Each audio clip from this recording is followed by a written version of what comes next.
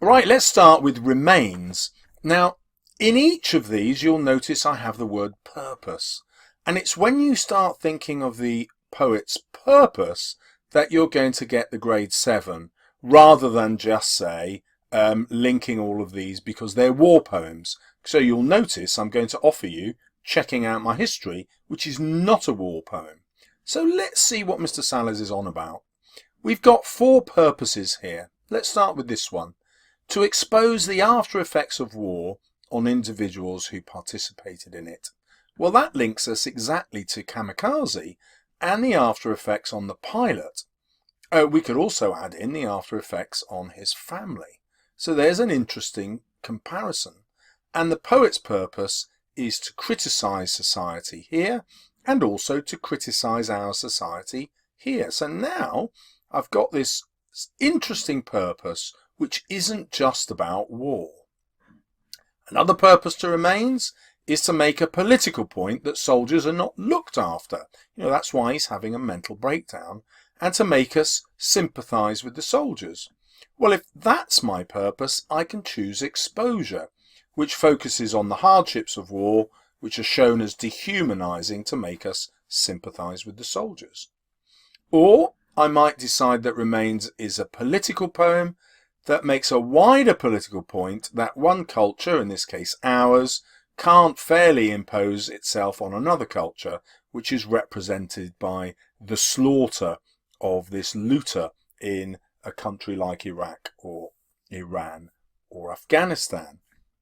Well, if I want to show that it's about cultural imposition and cultural power, then actually I'm going to compare it to checking out my history, which shows that British imperial power was corrupt, as was French imperial power, and that this power still continues into the modern day through the portrayal of the British history, a Eurocentric history that excludes Afro-Caribbean history. Well, once I do that, possibly my most eye-catching comparison with remains is going to be checking out my history. All of these will get me grade 7. Or above if I do it properly. Now, let me show you why this is so important. So we're at the very top of the mark scheme here, and the examiners want us to be exploratory, and exploring the writer's ideas, as I've just done, is going to get us in the top band. It also wants us to take a conceptualized approach to the full task. In other words, we have to write about concepts. Well, whose? Well, obviously, the poet's concepts. So linking the poems by topic, they're both war poems, doesn't tell us anything about a concept. But linking it to the poet's purpose, that's a concept. Okay, Miss or Mr. Examiner, please consider me in the top mark range. Right, now we come down to this. We have to have a convincing exploration of one or more ideas. Well, whose ideas? The poet's. Therefore, we have the poet's purpose. So you can see the comparisons you're going to get in this video are forcing the examiner to want to put you into the top band. Well, loads of you will be saying, come on, Mr. Salles, I'm not going to get a grade 8 or a 9 straight off.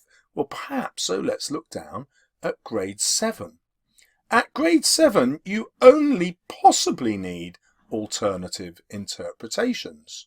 Well, that's quite interesting. You also don't need the conceptualized response that we had before. You just have to be thoughtful and detailed and developed. So actually, starting with the poet's purpose is better than a grade 7. So it's going to be really hard for the examiner not to give you at least a grade 7 if your comparisons write about the poet's purpose all the time. Now, if we come down to grade 6, there's no argument that you've got to put forward at all, and you've just got to have a clear understanding of some ideas. Well, that means that if you've got the poet's purpose in, that's ideas, you've got a grade 6 nailed, even if everything else in your essay is not so good. Yep, so when we come back up to grade 7, deeper meanings, that again is the poet's purposes, poet's ideas, and you're going to get this grade nailed. And if you'd like to see some essays comparing poems, check out the video appearing on the left, and on the right, videos showing you how to use the FOSS method, which gets you the top grade every time.